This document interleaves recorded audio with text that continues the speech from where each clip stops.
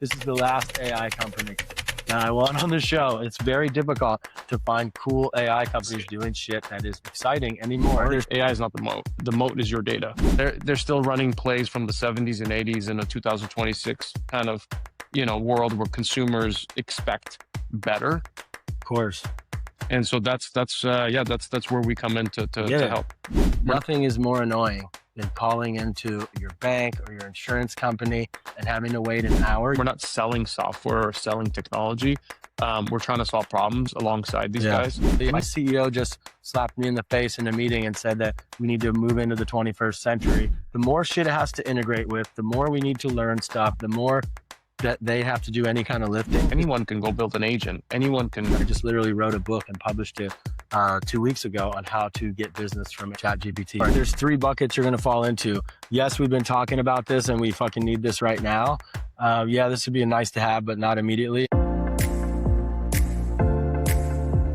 Welcome to the Funded Now What podcast with your host, Andrew Lee Miller, brought to you by GrowthExpertz.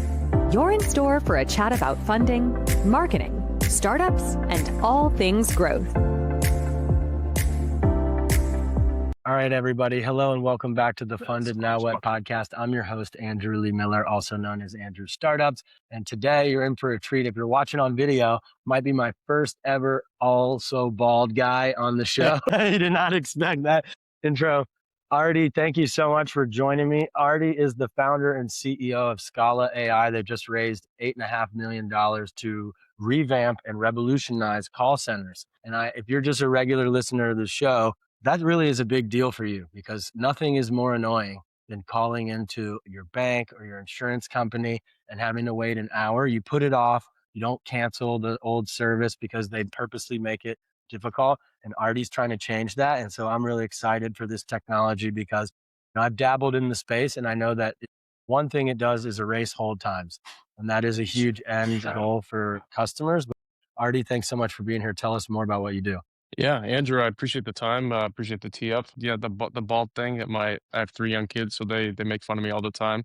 So I'm glad to be joined by a fellow bald guy together. There we go. You teed it up really well. At Scala, that's exactly what we're trying to do. We're really trying to be that customer intelligence platform where we can reinvent and rethink how intelligence-driven operations and customer experience for the modern contact center works and should work, quite frankly.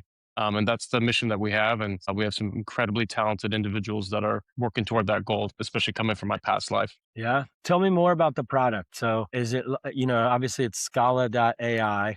What does AI do? Just listen to all the calls and then give intelligence to the decision makers on, hey, these are the things you guys need to work on. These are the problems that customers are having. It's just like ingesting tons of data and analytics. What is it? Yeah, we didn't want to be kind of a point solution, like a CX point solution. There's a lot of those that exist in the marketplace today that are optimizing for a slice at best, like driving some incremental value, whether it's like a conversational AI platform or, trying to do some core kind of operational capabilities for, call it quality management or whatever it may be. We wanted to take a step back and essentially build really this centralized unified intelligence engine. And the way it would work is essentially plugging into your ecosystem, into your supply chain, your data sets, your knowledge base, your system of record. And it's less about pointing something in some automation, some generic AI system at a really specific business event that's happening. Like it's going to be really hard to yield real results there. And so for us, the approach we take is we learn your business. You hit it on the nail. We really start to create a profile around what's going on in your business. We listen to different signals, hotspots, taking it from the really customer interactions layer in order for us to build what we call Pulse, Scala Pulse, which is our intelligence engine and our reasoning engine. We need to do 5 things really well. We need to connect into your data and in your tools and systems and embed ourselves in there. And then in some events, we displace other systems that exist within your stack. Saving the money. We're saving the money. And then we need to not only connect into your data, but we need to integrate really well into your ecosystem. That also requires context. Like we need context We have deep domain expertise in healthcare, of course. It's a regulated industry, regulated space. So you have to understand the workflows that are associated to healthcare. You have to really understand the different handoffs and tasks and cases and what that really means and looks like to make a dent and really understand this full 360, whether it's a member, patient, or a end user journey, and across what systems that touches. And from there, we can start to build, platform that you're able to leverage, some of the capabilities that we have upstream. So building AI agents with purpose, pre-built templatized AI agents that are external facing and internal process automation, but it's pointed at and tailored to your business specifically. It's not Yeah, generic. because you know exactly what they need. We know exactly what metadata to look for, where there's opportunities, where there's areas that are ripe for automation, where there's areas that are ripe for handoff and clear intent and signals to actually drive real outcomes or revenue or whatever your goal or objective might be that we can tune up for. Interesting. And so that's just the beginning of it. So think of it as like a templatized agent marketplace that we create that's industry specific. And then from there, the most valuable thing that we do is what we call our insights and recommendations engine. Yeah, of course. So we're able to surface up, here's what's going on across your business intraday, throughout the weeks. Here's the topics, themes, the Leakage. hotspots this is exactly, whether it's like, hey, you need to train your human agents better, or here's opportunities where you can automate and take action based off of these insights, to, hey, you have staffing issues and you're understaffed, overstaffed, or here's opportunities to where your claims data or your other information that we're processing, seeing is going to lead to some event that you can get ahead of. So for us, Andrew, it was like, this was all the stuff we wanted at the company that I was at prior at Accolade, and we built parts and pieces of this. But it's really using the moat, which is your data, not AI. AI is not the moat. The moat is your data, and then how you package Absolutely. it in a way that can be meaningful, impactful. And then outside of that, we have some really powerful capabilities around what's called performance intelligence, which is like really measuring, monitoring all your interactions, your people, this hybrid workforce of AI agents and human agents together, and getting the best Yeah. of both of those in Wow. performance. So it's a long-winded answer. It is Andrew, a I apologize. long-winded thing, Yeah, which yeah. lets me know that it's It's a very complicated. difficult sales cycle, Yes, first of all, which sure. we can get into piecing together and how to fix that, I think. But my first thought is that, the predecessor to this would be like a $5 million account with McKinsey. You're paying them to come in and analyze everything and put together a 6-month report after studying everything. And you guys probably do it in 2 months or 1 month or weeks instead with AI.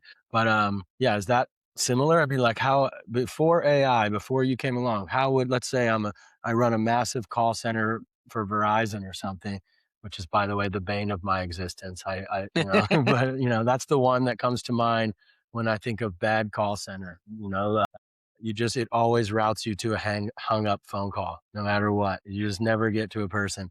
And I have a business account that's like 20 years old. So you would think you used to get really good care, but not anymore. Anyway, so let's say I'm running this massive call center, hundreds of human agents, have no idea, millions of calls a month. Before Scala existed, I would pay a management consulting company to come in and do that. You'd not only pay a management consulting company to kind of give you some type of plan or blueprint, Yeah.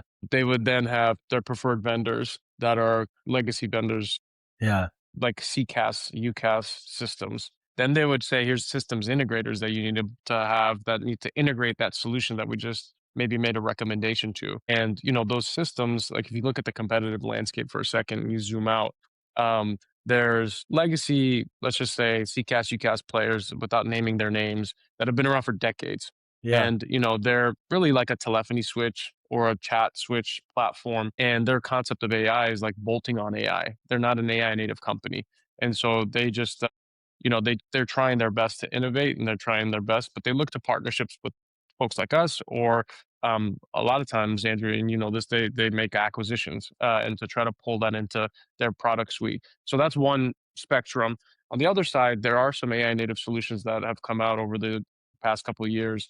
But again, they're only kind of solving for the front door of the business without context of actually what's going on throughout the entire operation. And so in your example, intelligence would be great, because you would say, well, I know that Andrew is a VIP and has been with Verizon for 20 years and has a business account. And so I should be building some type of call it customer attribute service that understands Andrew, the personalized kind of approach we take with Andrew. We don't put them in a generic kind of routing queue and put them into this kind of loop that's this terrible experience. Each individual should be essentially serviced in a tailored way Custom. and in a custom way. Before 10, 15, 20 years ago, even 5 years ago, that's kind of a pipe dream. In today's day and age, with the technology that exists, if you're leveraging it properly on top of that business DNA, those things are actually very doable. And so, but it starts with understanding data context and the entire operation end to end. And I'll tell you, like, whether it's Verizon or some of these bigger companies that have these giant call centers, contact centers, they're struggling, man. Like it's a giant cost center on the P&L. They are firefighting. They have agent attrition and burnout. They have onboarding issues. They have customer experience, CSAT score issues. And what's the way we think about contact centers or cost centers in this new age is it's a value creation center. It's actually a way that where you can drive revenue and growth and actually Upsell. Yeah. optimize and upsell versus like trying to move, things out of that ecosystem. So, but again, you have to have the right technology partner and think about it the right way in order to get and package all that and be able to leverage that upstream. Yeah, I mean, to your point, even today, these are outdated systems, dated Yeah. service delivery models. They're still running plays from the 70s and 80s in a 2026 kind of world where consumers expect better. Of course. And so that's where we come in to Get it. help. It makes sense now why you raise so much money too, because it does, take a lot to build that. But also, I think probably the sales cycles are really long. How long is it taking you to close a customer right now? Yeah, that's a good question, man. And I was actually going to pick your brain on this, given your background. Let's do it. There's, as of right now, as of, April 28th, coming out of stealth a couple of months ago, we don't have hard positions on like market segments, and we're just, making sure, whether an enterprise client to a strategic or jumbo client, obviously those are going to have different sales cycles, with a much bigger client, procurement's different, going through the pricing proposals and better understanding kind of their use cases.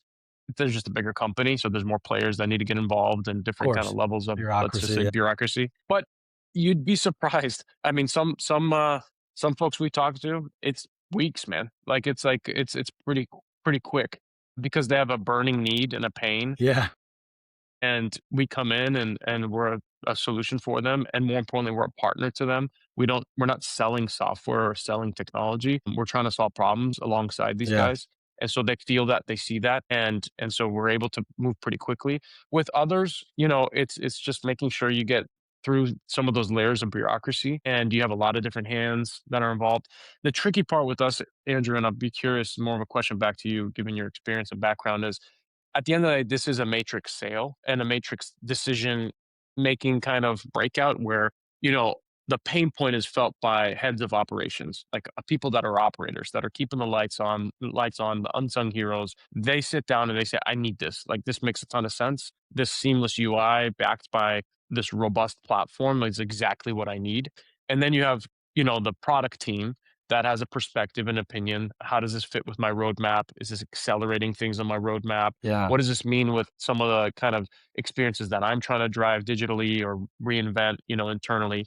And then on the engineering side, if you're a CTO or CIO, you're looking at this and saying like, well, I need to consolidate my vendor ecosystem. At the end of the day, most of the time, Andrew, it's their budget. I would say it's the tech team's budget that buys this solution and makes the final sign off in partnership with operations, the CPO. And then obviously a CFO gets involved and says, hey, show me the There's a ROI. lot. What are the ROI assumptions on something like this? And how do we bake that into contracting and some of those types of things. So sometimes it's quick and it moves pretty fast, but oftentimes, you have to make sure that you're articulating your value properly to where you would love to say like, all right, between myself and our head of, the question for you is if you break down segments without defining exactly what they are, let's say mid-market or enterprise, and then strategic, more into your jumbo kind of clients, what's been your experience in terms of just how you're thinking about servicing and selling to each of those segments, and what typically, because they all have their own issues too, man. Like a mid-market customer has price sensitivity.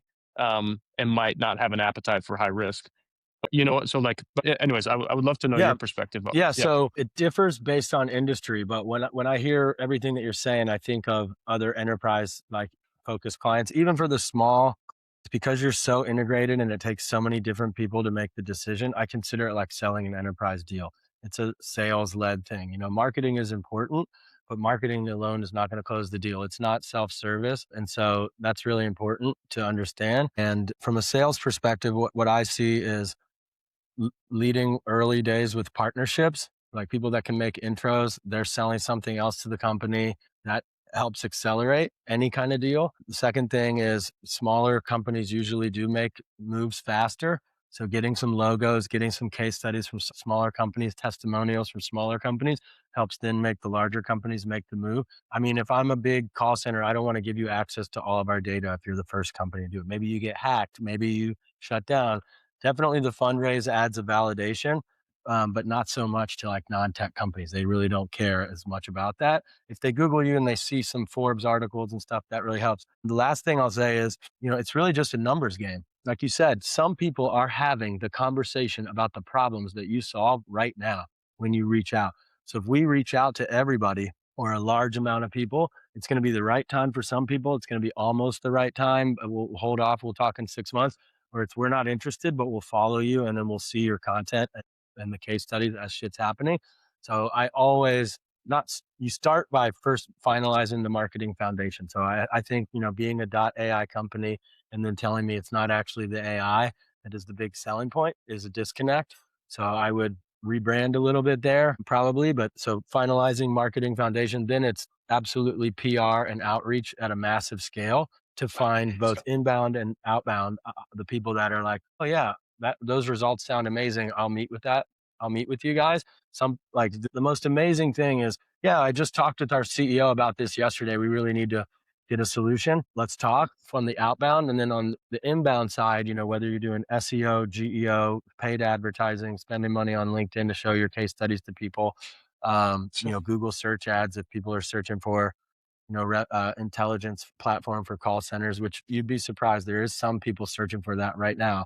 You want to be there when they're searching for it. That's the fastest sales cycle. 100%. Inbound, people searching for what you're doing. And then also if you have competitors that are, even if they're legacy companies, like all the UCAS, CCAS bullshit that you're talking about that's 30 years old, immediately going to Google search and spending whatever it costs to show up which it won't cost. There's no competition for that. $4, $5 a click. You'll just be there and you'll get about 30-40% of those clicks to you. Like imagine the ad, like stop using legacy systems that aren't AI native, you know, take your company into the future with Scala.ai. They're like, holy shit, I have to check that. Right. Right. So those tend to be the shortest sales cycle because they've already had the conversation internally. But the outreach without like a partner making an intro, without a reseller making an intro, that's the longest sales cycle. So you want to have a balance of all of that going at the same time so that there are deals moving forwards. Then as the team gets smarter, you figure out what's the wedge. Because you talked for like 5 minutes to introduce the company. But if I was an ICP, there's only one time in that entire conversation where my eyes light up. That's the thing. And usually if you haven't figured that out already, we make a bunch of landing pages, like 5 versions, and then we run ads to our ICP, display ads, not search. So display ads on Google Display Network or Meta or LinkedIn, targeting people, and whichever value prop, results oriented text has the best conversion rate to book a meeting or lead gen, then you know, okay, this is the thing that we have to harp on the most. This is what to run with. Yep. That's going to speed up the sales cycle as well. No, that's super valuable. We talk about this stuff all the time, Andrew, full transparency. And what's tricky is like in my past life, I spent 10 years at a company called Accolade. And one of the things that we did is we were like inventing a new category in healthcare, which was advocacy and navigation at that point, which like didn't catch on to people right away. And it took some time. Well, over the years, we went from a few customers to thousands of customers, 10 million in ARR to $500 million in ARR, did the whole kind of private to public thing. So it was like, you know, it takes a second to really, you know, stay firm with what you're trying to do and solve for. But you have to educate some folks along the way of like, hey, this is why this is a new category. I think here with Scala, this concept of intelligence as a service is a new category. Yeah. People are slinging generative AI and agents and agentic systems. And to be honest with you, I think those are just commodities. Like anyone can go build an agent, anyone can do things, and so for us, like we're trying to say, hey, no, you're actually sitting on top of your gold, which is your data. And you need a partner that can actually make sense of it and drive better decisions, high fidelity decisions, and move the needle for your business. And but to your point, Andrew, like that, yeah, it's not a clean 10-second, 20-second pitch. And that's something that we're constantly thinking Yeah. about and refining and getting better at. And I will tell you, some of the things that you said that's like super valuable that I'm excited to talk with our team about is, this, with our product suite and how we're talking about value, like we always toggle between like, all right, there's a lot of hype and noise in the marketplace around AI, and everybody is everybody's an AI company at this point of the game. Even, they just act like they are. And we've been intentional to say, like, yeah, we have robust technology. Of course, we're AI native. The architecture to the experience, to how it's powered, and how we're, actually building out our intelligence engine and layer. And I took a bit of initially a different approach to say, like, I don't want to sound like everybody else. I actually want to talk about how this is a love story to CX operators and speak their language. And I've gotten feedback on what you said, it's like super fair, and I think it's correct. Which is like, hey, Ardie, like you are an AI company though. Like talk like an AI company and speak to the power of what you guys are doing. And it took you a second to get there. And Yeah. so that's super fair. Like Yeah. I appreciate all this. It's a weird balance because the industry is also changing a lot. I have a client, like I mentioned before we started recording, that's in the call center space as well. And the tech just keeps evolving so much that we went from being not mentioning AI at all and being more industry specific and SEO focused content on the website. Because again, if you do SEO and GEO, generative engine optimization from the beginning, after that outbound reaches its critical mass and we've already touched everyone, then the inbound starts to work. And it's the greatest feeling in the world when you wake up Yeah. and someone came from Google or AI and booked a meeting with you and they're ready to move forwards like within 30 days, like you said. It I'm is the laughing greatest, because we've had some of these start to it's come the through. greatest feeling in It's an business. amazing feeling because I you're actually, kind of going out and searching for, hey, do you have a pain point? Do you have a pain point? Do you have a pain yeah, point? And you're doing this like kind of like, slog. and blog. And in some cases, to your point, you have these warm intros where there's an Yeah. opportunity there, where there's, call it some type of targeted outbound outreach. But when inbound, you start to see things funneling through, and not only is there intent and signals that they're interested, they're evaluating, they want to buy, they like your solution suite, and they're chasing you. There's that, to your point, it's a great feeling. Yeah, and we're in this weird gray area time right now where if people find you from AI, they outsource their decision making, especially the type of companies that you're selling. I had a client get they're like 700K a year intelligence platform for the telecom space, and the CEO was totally against doing aggressive outbound, and he just wanted to do content, which I also agree with. But I want to work with you for the long term because you need to know that takes a lot of time to really bear fruit. Well, like 2 years into doing content, he got a couple inbound leads from customers that never ever responded to any outbound that the sales team was trying to do. They did research for vendors on their own, and the person who brought it to the C level just went, "Hey, Chat GPT, who should I be working with?" And then whoever came up, Sure, sure, he's like, "I just sure. did a week's worth of vendor research, boss," and showed it to them, and they Right. just absolutely outsourced their decision making. So that's really valuable. Going back though, rather than worrying, should I do it this way? Should I do it that way? Do both, run ads to it, spend a couple grand in a week on each segment. And then you go, okay, this converts way more right now. Revisit every quarter or when the fun stops and you go back to it. You can also leave them both live. The only difficult part is what does the homepage say? And a lot of businesses don't use their homepage for outreach. They use their a sub page for outreach that speaks exactly to, like, when you're reaches out to operators. The last guest I had on the show uses AI to customize the website based on the person who's visiting the site in real time. But Mm, he's focused on e-commerce, not really interesting. B2B SaaS Yeah. very much. Right. But that's the future. I don't know how, and I tried to grill him on the show about how that affects SEO, because in my opinion, I want to do the hard work of making 100 different sub pages from the beginning because they all bring in traffic. Sure. Then when Ned or Eric Smith or whatever you said is doing the outreach, they go, okay, I'm reaching out to call center operator guy like that's in the trenches. Let me use this landing page that has that language on it. And then if I'm reaching out to the CEO, it's about revenue savings and moving faster. Like I worry about calling it intelligence as a service or anything like that, because what I notice in high level, expensive B2B SaaS, there's like three buckets, and you want to be in one bucket. It's this would be cool, but down the line, yeah, we need this, but it's not necessary immediately right now. And fuck, we need this immediately. You want to be in the fuck, we need this immediately. And I think, you should be, but in the word intelligence, and especially when you're like, you already have all this data, they're like, okay, well, we have it, we can use it later. It needs to be more imperative. Like you are you're leaving massive amounts of revenue on the table. You are screwing up, and you need to have a case study that shows a crazy result to back up the fact that they just need intelligence, because they feel intelligent already.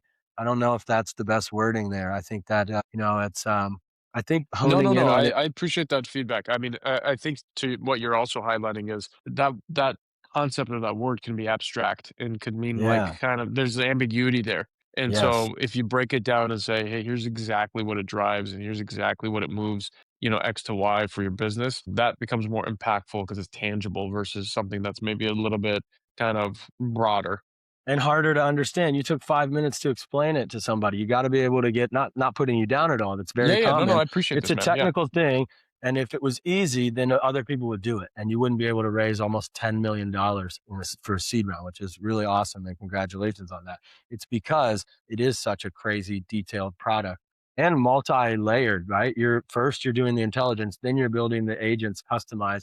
That's a whole different service. And I think that I don't even know how to market that off the top of my head. Like I think that I hone in on no, you know what I mean? Like, because it's a completely unique thing. First, we analyze all of your data in a way that was never possible in less than a year without a huge management consulting thing. Then we give you a report on all the things you need to do to X your business in the next 12 months. And then we build agents to do it so you don't even have to scale your team.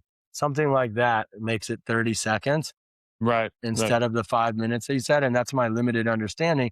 But they're like, oh, shit, yeah, that seems like, fuck, I need that right now. As opposed to oh yeah, that seems, because the more shit it has to integrate with, the more we need to learn stuff, the more that they have to do any kind of lifting, the longer the sales cycle, and the more their friction. eyes glaze over and but if all you have to do is we just work with your team, we get integrated, we analyze all your data. We give you a report, take it or leave it. That's phase one. You pay this for. Phase two, you pay another thing for, and we build out all the agents to go and get this, and result. So you don't actually, instead of going to an out of the box agent builder and using, some other company that they're recycling an agent that they built custom from another company, and it's maybe going to have a small marginal effect for you. We're going to custom build agents based on exactly what you need, as if it was your own team building it, because we know everything about your company. And I think that is absolutely the future. I mean, the education is getting there, at least in Silicon Valley, where we understand the value of investing in building custom agents.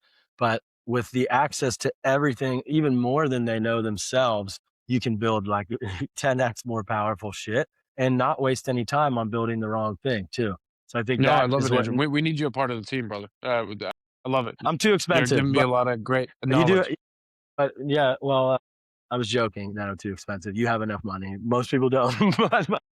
No, I love, I told Irfana that does the outreach for my podcast, I'm like, this is the last AI company that I want on the show. It's very difficult to find cool AI companies doing shit that is exciting anymore. And you guys are in a unique space because it is B2B, but it's actually B2B. And that makes the end customer's life so much better. Like we all deal with call centers. It is, I have Xfinity internet at my house and it sucks. And I don't want to cancel it because I don't want to be on the phone. Every time I call them, they try and upsell me and do horrible things. And so that's part of that as a sales tactic too for them. Like they maintain a longer, but, and they're used to having like bad reviews and stuff online.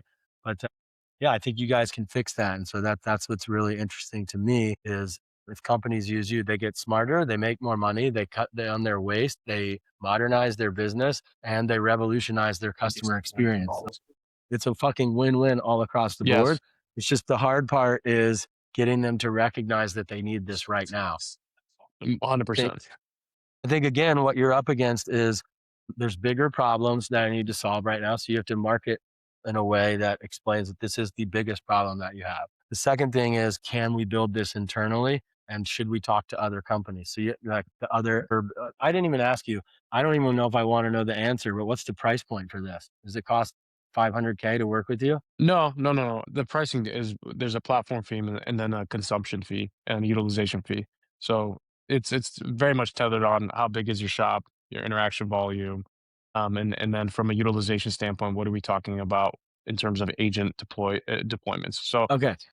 it's very much outcomes based and Yeah, that's good. tethered to what we're doing that's adding value. That's why I'm not just throwing out a number to you. That also slows down the sales cycle. I recognize many times a lack of confidence in pricing. Not that you have that, but it's just as difficult as I'm shaking the whole table while I'm saying this. It's just as difficult as explaining the multi-layered process. And the more we can simplify it, the more we can make it an easy decision for them, as opposed to it's outcome based or it's based on how many calls your call center is getting. Then they're like, oh, if our business grows, does it get more expensive? So I see over and over again pricing being one of the most difficult things for early An stage obstacle, right? companies. Yeah, an obstacle too. But so are you comfortable to just say like an average LTV right now? Yeah, I mean, depending on the segment, it can range anywhere from 150 all the way to There we 500 go. plus. I Yeah, was close. I was close. So I yeah, see it. And I think that's right too, because if it was 20K, they'd be like, it's not a thing we really need right now. But the opposition that you're up against is like $3 million.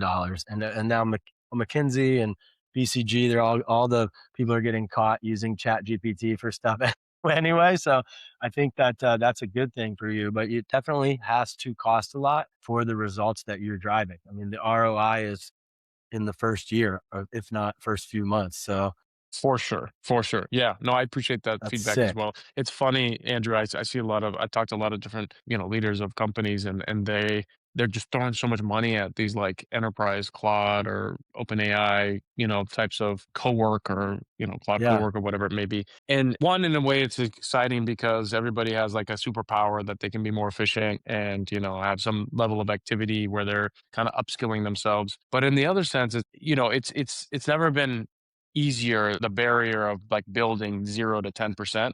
It's that 10 to 100% where it's like enterprise grade, where you're actually doing something with high value, high fidelity, with security, with compliance in mind. That's actually, moving the needle. That's where the hard part comes in. The zero Yeah. to 10% of being able to maybe upload some documents and interface with it on a chat GPT like experience. That's cool. That's awesome. But also it could create a bunch of inconsistencies, siloed shadow AI throughout the organization. You're not really solving like macro problems for the company. You're maybe making Ardie or Andrew a little bit more productive for their own workflow for that individual employee. And those things are costly, man. Like those things are pretty Yeah. costly. Yeah. And I know. I so see it. it's a tricky balance of adopting and utilizing AI and then AI efficacy and actually like driving quality and results for your business. Yeah. But good news is people are leaning in and understanding that that's what it Yeah. takes now. That's what they need to do. Totally. Like I said, there's 3 buckets you're going to fall into. Yes, we've been talking about this and we fucking need this right now. Yeah, this would be a nice to have, but not immediately. And we don't need this. And those last 2 are going to come around sooner or later. So that's why marketing is important. You don't just do sales outreach and stuff. You have to do marketing. You have to do SEO content. You have to get on podcasts. You have to be the loudest voice in intelligence for call centers and CX revolutionization, because eventually when they go, no, but seriously, you should be speaking at conferences. You should be getting on more targeted podcasts than this. My team reached out, by the way. He did not reach out. So, you should have your We team appreciate it. reaching out to get you on the right podcast so that when someone talks to AI to ask for what vendors, my CEO just slapped me in the face in a meeting and said that we need to move into the 21st vendors should I be talking to ingest our data and revolutionize our processes. Well, let And me then, ask you this because I get a sure. free session to pick your brain. Yeah, you do. And hopefully it doesn't come with a big invoice of a bill. No, not at all. Um, one thing that I'd love to get your take on is, there's some companies that are very well funded that are raising to the tune of 500 plus to $1 billion of capital over, a pretty short time frame. This things that we've never seen, that I would say are tangentially or kind of in the, let's just call it, competitive landscape. And for our team, we're very proud of the cash position we have and the runway we have to go and execute. But also, you have to be really precise and specific around how you spend your dollars. And we are big fans of experimenting. To your point, like marketing automation tools, setting up a foundation. And so, where would you start? Like, if you're like, hey, I'm going to get outspent by some of these guys, that's all good. Like, I don't have those resources, but I still want to be, to your point, fresh Yeah. and active and run experiments. What Absolutely. would be some of the things that you would go and do? This is the part I was waiting for the whole time. This is where we get the social media golden clips from me, dude. So first thing, like I said, is finalizing the marketing foundation of the company. So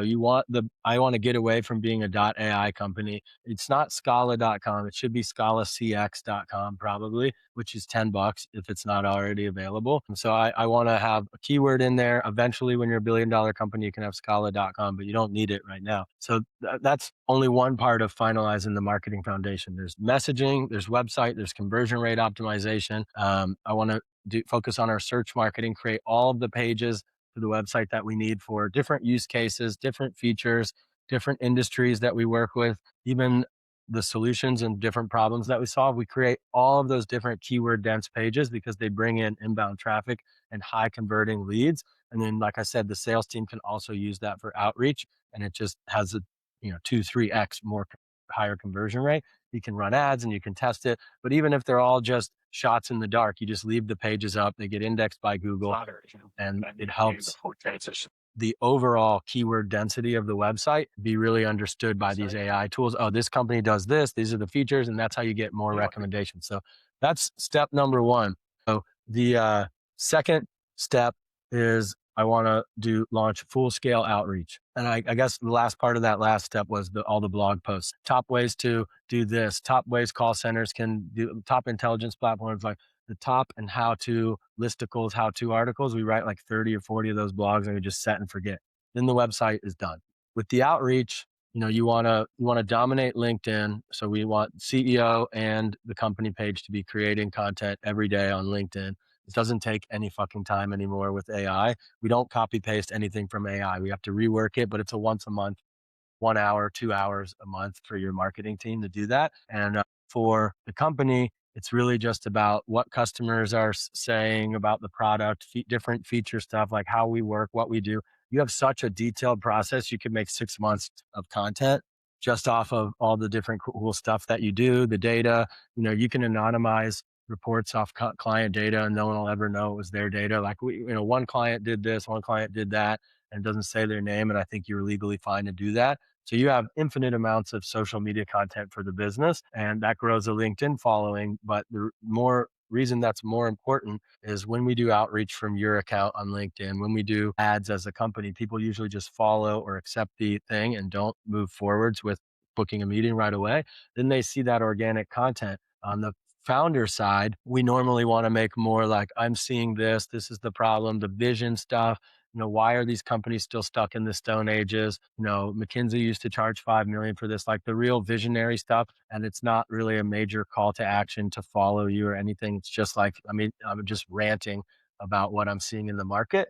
And then people, the way the algorithm works on all social media, they're all copying off of Meta for this and Instagram, is when you add someone, they see your content the most first. So when they accept your addition, they start seeing your shit on a regular basis. And then they move forwards from, MQL to SQL or vice versa. I can't remember which is which off the top of my head. So down the funnel based on seeing your stuff, they're like selling themselves. You're also sharing the podcast that you get on, this conference speaking gigs, the reports you're putting out to the media based on your own company data that you're getting, which you should definitely do. And so LinkedIn is a mixture of that, a little bit of ad stuff, and then you're dominating LinkedIn and you're the loudest voice on bringing the CX operator space into the future.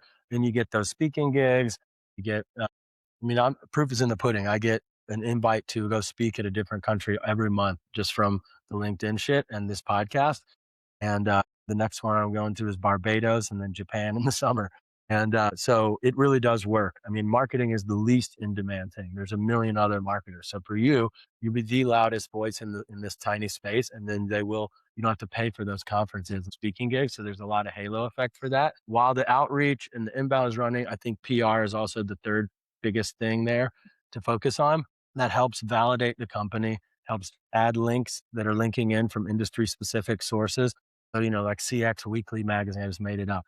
You want niche PR. You don't care about, Forbes or TechCrunch or anything covering you. You already got a lot of those links from the fundraise. You want niche media so that when an operator gets an outreach message from you, they Google you and they go, oh, fuck, he's been interviewed by CX Operator Monthly or whatever. Oh, shit, I really need to meet with him. Again, it's about moving you guys from this would be a nice to have, but not right now, to holy shit, we need this right now. And when they read an article, I find that they're really hyper sold, pre-sold before the meeting because they see that. So I think that's the blend. And obviously there's micro tasks inside all of those things that, but that's the playbook. And then as things start to work, the company gets smarter. And that's when I start spending money on stuff like, dominating, paying for PR, running more ads on LinkedIn, paying for Google search ads, paying partners a really fat, growing the sales team. You scale up what's working then. Does that make sense? Yeah, no, I love that. That was super thorough. Yeah, I'm glad this is recorded so that we could actually pull this absolutely. and break that down, because I think there's parts and pieces of that we've established, but I love how you kind of broke it down systematically. And then what I'm hearing from you is like, hey man, like you got to be active. It's about activity, targeted activity, Yeah, and what sticks and what works. You just go and fund that and you hypercharge that. I love the niche kind of call outs of like, hey, you're targeting CX folks and operators. Go find them where they are most. exactly. And so that's where you need to be. Yeah, that makes a lot of Yeah. sense, man. Great. And yeah, that I find reduces the fail rate of startups about 50% when you follow that playbook, as opposed to leaning heavily on sales and just running ads from the beginning, because sales is hard when people Google you, which is what they do. Literally everyone asks AI now. I just got outreach from this company. What can you tell them about me? Oh, there's not much content online. Looks like they recently Right. raised money. They're like, as opposed to they Google you or they ask AI, and it's like, do this after the call. Ask AI about GrowthExpertz, and you'll see a shit ton of content out there, because we've been actively doing that for 10 years, more for SEO until GEO came around. I just literally wrote a book and published it 2 weeks ago on how to get business from ChatGPT, because when I published it, Claude was not number one, but we might need to change that. But my point is, doing it the hard way is really the right way, and getting all that content actually closes more deals, increases the speed and velocity of closing the sales cycle faster. So it's imperative to do that alongside. My favorite client right now, I think I talked about it recently. We met at the poker table in San Francisco. There's like these amazing poker nights going on. It's all like funded founders and people that are overworked. They need to like not think about work, even though they're all like investing in each other and like raising money at the table. But he was like, oh no, we don't need any marketing. We have $10 million in the pipeline. And I was like, yeah, but have you closed anything? And he's like, well, no. I'm like, yeah, because that's marketing. You need Right. marketing to Right. Right. actually influence them to close, to educate them. You can't just keep following up month after month and then pushing them. Follow-ups are important, but they need to be able to Google you and sell themselves. And that's what I think good marketing does. So they need to go hand in hand. And that's my whole sales pitch is, don't rush into hiring full-time marketing person, because we can figure this out as a consultant. Now, I think the future stack for seed stage is a junior marketer that's like a fresh graduate, literally so hungry, wants to work 60 hours a week, wants to learn everything about a company. A senior level marketer part-time that has all the experience, knows the best tools, cheat sheets, templates from their career, and then a fuck ton of AI in the middle to scale up. I mean, now we're using Claude Design to bust out those new pages for the website I was talking about, and we were using anti-gravity until a week ago. It's like it's changing that rapidly. With that stack, we were talking like 15K a month all in for the entire marketing function for a business, which might sound expensive to somebody else on here, but a full-time head of marketing is double that, just that. So I think that's the future. And then as the company grows, like I said, in that third stage, okay, it's now we know the marketing playbook. We know every channel that produces fruit. We know the talents we need to have in our CMO, our full-time marketer, to join. And then you can actually find the right person and the right culture fit. Yeah. So that's why I exist, and it's really fun. And yeah, thanks for coming on, dude. I'm glad I got to rant there a little bit, because I was like, oh shit, am I going to create value for this guy on this call? No, you created a lot of value. That's You're awesome. wealth of knowledge, my friend, and I learned a lot. So I appreciate the time. Awesome. Thank you so much, Ardie. And just for everybody that was listening, if you know somebody that is running a call center and they're stuck in the Stone Ages, it's Scala.ai. And when you reach out to Scala, tell them I sent you, so that Ardie has to give me a commission. Happy to. Thanks, happy brother. to. That has been another episode of the Funded Now What podcast with your host, Andrew Lee Miller, brought to you by GrowthExpertz. If you liked this episode, please subscribe. And if you really liked it, please share with other founders and entrepreneurs. Thanks, and we'll see you in the next episode.